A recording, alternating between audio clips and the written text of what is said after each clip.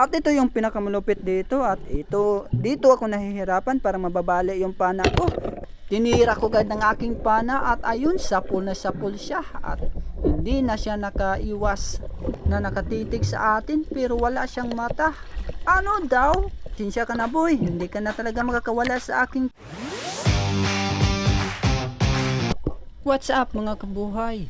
So unang apa ko pa lang dito sa ilalim ng dagat. Pinatikim kagad ako ng isang pugita. Agoy kalami. Huling-huli siya ng ating pana. At ayun, namilipit sa sobrang sakit. Wow, ang lupit. At ito pa nga, pagtingin ko sa ilalim ng damo, kitang-kita ang isdang nagtatago sa damo ng bato. Agoy kalami.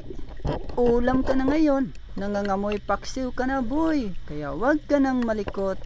At habang patuloy ako sa aking pagmamasid dito sa ilalim ng dagat, nakakita uli ako ng isang isda nagtatago sa bato. Agoy kalami, nahuli kagad siya ng ating panang dumaragasa sa kanya. At ito, habang gumagapang ako sa ilalim ng dagat, nakarating ako kung saan maraming mga damo. Ayan, at nakakita ako ng isda na kay haba-haba. At ito, hinahanap ko yung ulo niya upang aking papanain. At ayun na nga, kitang-kita na ang kanyang ulo. Ayan, at tinutukan ko na ng aking pana. At pagkalabit ko ng gatilyo, agoy, kalami! Nahuli kaagad siya ng ating pana.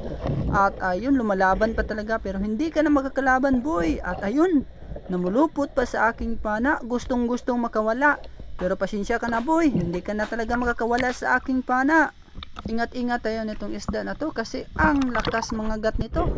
At ito, nang napadaan ako sa may mga bato, nakakita uli ako ng isang octopus na humihinga sa ilalim ng dagat.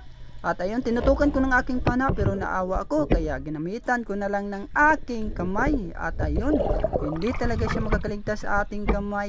Dali-dali ko siyang nilagay sa aking mahiwagang sisidlan. At habang pinasok ko siya sa aking sisidlan, nakakita ako ng isang kinason na nakatitig sa atin pero wala siyang mata. Ano daw? Paano mo nasabi? At ayun, hindi siya nakaligtas. Ulam ka na ngayon, ang sarap mong adobuhin. Lalo na pag maanghang yung sabaw. Wow, ang sarap!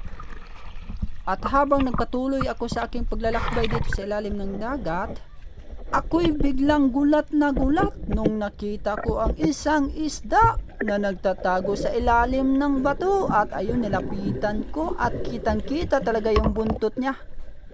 Pero nauubusan ako ng hangin kaya huminga muna ako sa itaas para makumuha ng hangin. At nung akong binalikan, tinira ko agad ng aking pana at ayun, sapul na sapul siya at hindi na siya nakaiwas. At nahihirapan pa ako sa pagkuha ng isdang ito kasi yung pana ko tumago sa kabilang butas. Kaya kinuha ko siya at hinugot ko siya doon sa kabilang butas at iniwan ko yung pana ko. Kasi naman, nabara yung pana ko sa bato. Kaya medyo mahirap pagkunin ang ganitong isda. Pero ayun, nakuha ko na at nilagay ko na sa aking sisidlan. At pagkatapos kong nilagay sa aking sisidlan, binalikan ko kagad yung pana ko kasi sayang kung wala na tayong pana. At ito, habang kinukuha ko ang aking pana, paglingon ko sa bandang kaliwa, nakikita ako ng isang danggit. Agoy kalami! Ang sarap! Hindi man lang siya nakaiwas sa ating pana. At ayun, habang hinuhugot ko siya pa itaas, nakakita ako uli ng isang danggit. Kasama pala niya ito, kaya tinira ko na rin. Agoy kalami! Ayun yung mukha niya, namilipit sa sobrang sakit. Wow, ang lupit! Grabe talaga pag ako'y pumana. Wala talagang mintes kahit nakatakilid. Kayang-kaya kong panain. At ito, habang patuloy ako sa pagkuha ng mga danggit sa ilalim, paglingon ko sa bandang kanan, nakakita ako ng isang alimasag. At ito, kumakain pa ata ito. Ayan, ang sarap ng kain niya. So, tinatry ko na kunin siya. At ayun, umiwas pa talaga sa ating kamay. Kaya sinundan ko. Baka mawala. At ayun, tinatry ko na naman na kunin siya ng aking kamay. Agoy, nakaiwas pa rin. Grabe! Ang bilis makaiwas ng alimasag na to. Kaya Ang ginawa ko, dahan-dahan ko siyang kinuha at pinalubog ko talaga siya sa buhangin para madaling kunin. Mas maganda dito kasi pag alimasag na ganito, pinalubog mo muna sa buhangin para madaling kunin at ayun, kitang-kita nyo na. Kuhang-kuha na siya ng ating kamay. Ayun lang yung sekreto, hindi ka na mahihirapan sa kalisod. Kaya kung makakita ka ng ganong alimasag, ang gawin mo lang talaga, palubugin mo muna sa buhangin bago mo kunin. Ayun yung pinakamalupit na sekreto dyan. At ito pa, habang kumukontinue ako sa aking paglalakad sa ilalim, nakakita ako ng alimasag uli.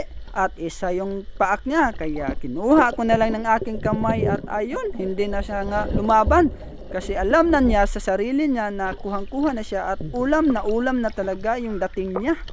At ayun na nga, so habang nilagay ko siya sa aking sisidlan, pagbalik ko sa ilalim ng dagat, nakakita ko ng isang isda na nakatitig talaga sa atin. Kaya tinutukan ko ng aking pana at pagkalapit ko ng gatilyo, agoy kalami, kuhang-kuha at hindi man lang siya nakaiwas.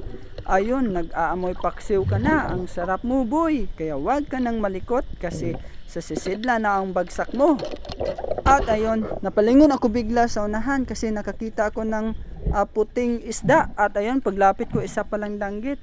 Kaya tinutukan ko, agoy kalami. Grabe, ang dami palang danggit dito sa amin. Ngayon ko lang nalaman. So napakaswerte talaga natin sa spot natin dito. Kasi ang daming mga isda na nahuhuli. At ito yung pinakamalupit dito. At dito ako nahihirapan para mababali yung pana ko. Kasi ang laki ng isda na to.